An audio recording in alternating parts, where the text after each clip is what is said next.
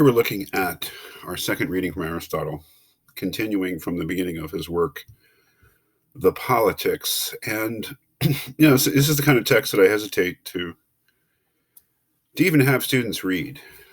Because, the best thing for you to do is just turn off the video right now if you haven't read it yet and read it and then come back. Because I think you should just read it cold. You should always just read things cold and then watch these videos if you want to have somebody else's view of things. But I think sometimes it's an experience that you should definitely have when you're reading somebody. Oh, Aristotle, a great philosopher, famous, incredibly influential, incredibly important philosopher historically, influenced so many thinkers really for the past 2,500 years. And you read it and you're like, oh, he's defending slavery. That couldn't be right, could it? Well, he is. This part of The Politics, which is a much longer work. We're only reading excerpts from it, right? We're reading very short parts of it.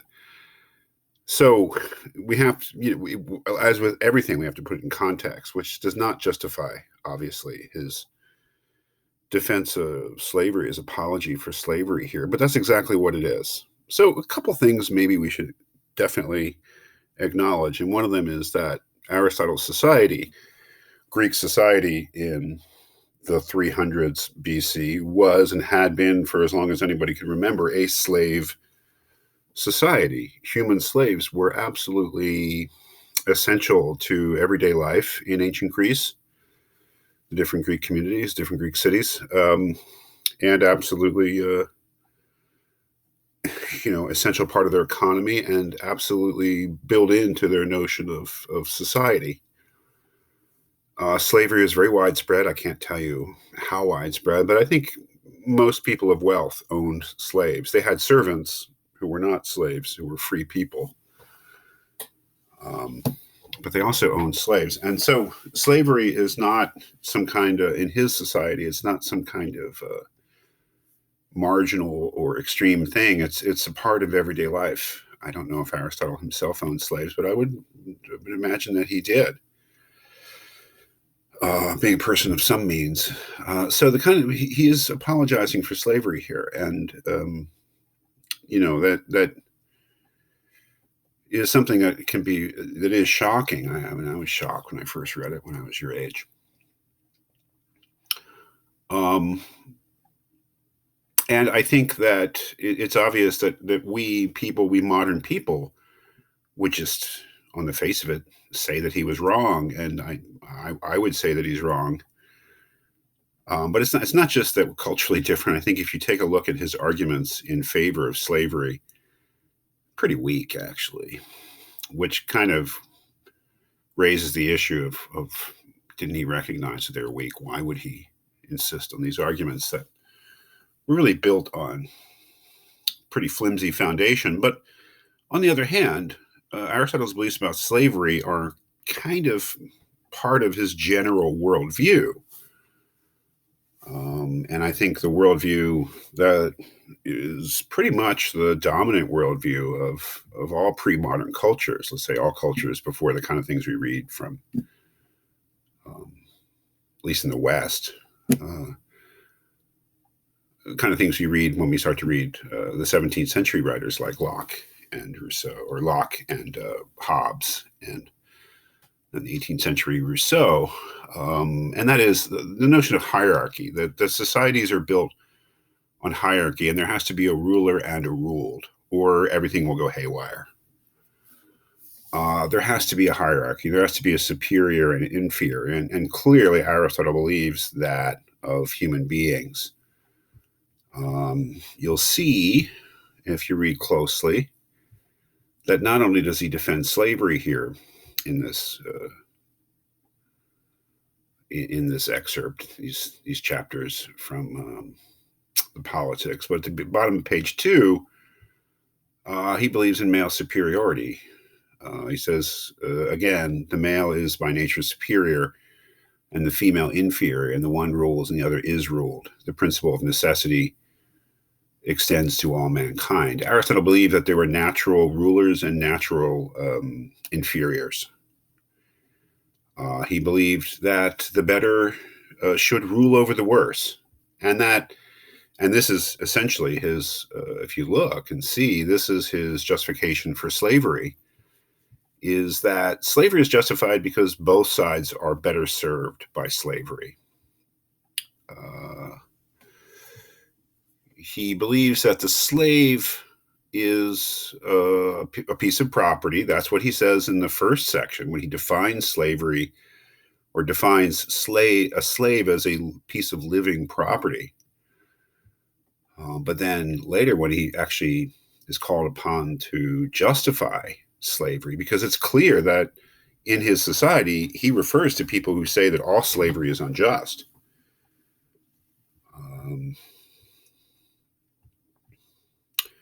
That is the beginning of part 5. He says, "But is there anyone thus intended by nature to be a slave, and for whom such condition is expedient and right, or rather is not all slavery a violation of nature?" I think the modern view that we would agree upon is that all slavery is a violation of nature. And he refers to other thinkers of his time, philosophers of his time, who believe that all slavery is wrong. I wish I could find exactly where he says that, but you'll find it. He says, there are some people who believe that all slavery is a violation of nature, and it's just a matter of law and power. And some philosophers believe this. So really, he's trying to establish the idea that in some cases slavery is justified, and not only justified, that it's good for the slave as well as for the master. Of course, we would find such a notion repugnant, but again, I think it's worth reading it through to see what his arguments actually are. Because those sort of arguments that some people are better off being ruled by their betters, let's say, is a very influential argument throughout history. Obviously, it was used by the white supremacists in American history. It's used now, in all sorts of non-slavery contexts. The idea that the rich, should rule over the poor, or the smart, the accomplished, should rule over the ordinary people like us. You hear similar arguments all over the place. So it's really, I think, very valuable experience. However, really offensive Aristotle's ideas may be, it's really worth going through. I truly believe that. And what is his basic argument? Is that some people are born into slavery in the sense that they are better off being taken care of by somebody better than themselves. He makes this argument by analogy. If you look at part 5 here, he talks about that the idea that something should rule and something should be ruled is like a universal principle. You find it, he says, in a musical mode. Like the dominant in a key, right? But he says the really important analogy is with the human being themselves, where the soul rules over the body, or the intellect rules over the appetite. And that is a very deeply entrenched idea in Aristotle and in his teacher Plato, that there's a better part of human nature, which is reason, intellect, thought, that by nature is meant to rule over the worst part, which is body, desire, appetite, feelings. And that justice is really when the better part rules over the worst part.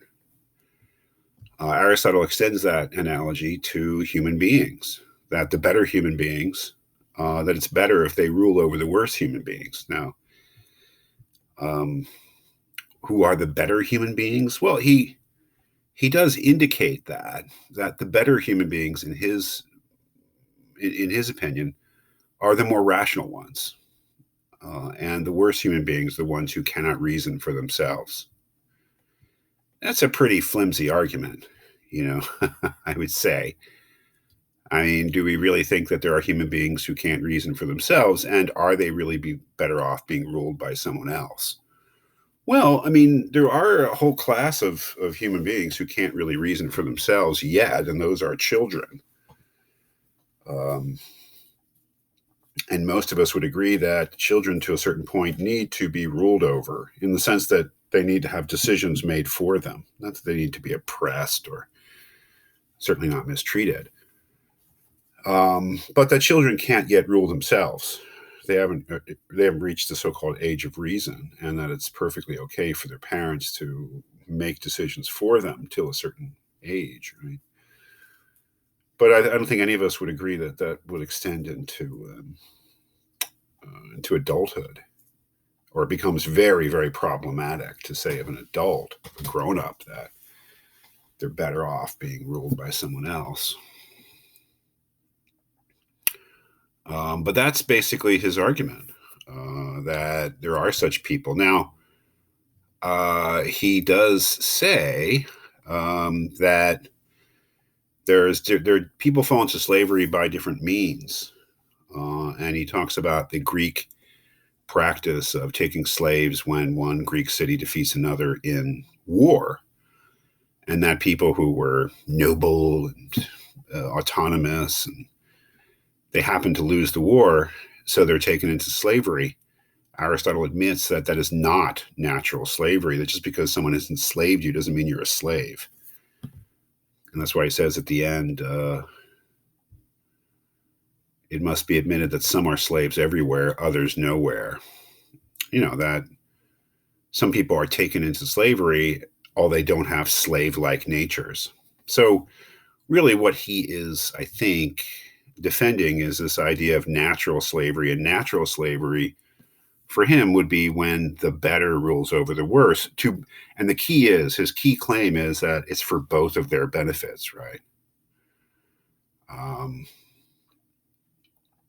And that, I think, is really the argument at its weakest. That somehow being enslaved for anybody benefits the slave is something that we would find laughable. But I think Aristotle is thinking along the lines of a parent taking care of a child. But then again, the child is not the parent's servant, not the child. The child is not the parent's instrument, or shouldn't be, right? You shouldn't send your kid out to work in the coal mines if you can help it, right? Whereas it's clear that the master is exploiting the labor of the slave. This is something that Aristotle never mentions. So I think this is it's a tough reading in the sense that what he's talking about is really raw. He's talking about human slavery. And he's defending the practice, at least in a qualified way, right? At least in the sense that he's saying that some people are slavish or meant to be slaves by nature, and that slavery is the best thing for them, while others who are taken into slavery, let's say, because they're in the city that loses a war, are just people who are being oppressed into slavery. I think that most of us would say that, both, that there's no form of natural slavery, that no one's meant to be a slave, but this is, even in his own time, he acknowledges that there were thinkers who thought the same way, that were probably similar to we do, that all slavery is an injustice. All slavery is a violation of nature. But I don't think they would go so far as to say that's because we're all born free. They all naturally have a right to freedom and autonomy, no matter what our condition is, right?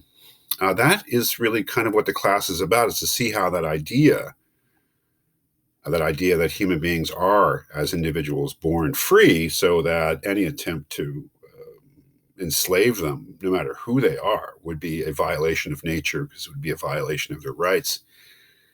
I don't think that that's an idea that really exists, at least in Western political thinking, and until the 17th century, till the 1600s. I mean, at least I don't know where it exists. So, and that comes as something of a surprise too. So it's tough reading. I mean, it's well worth reading in the sense that it's an incredibly important document in the history of social thought, even though, I mean, what it is, after all, is a defense of an institution that is indefensible.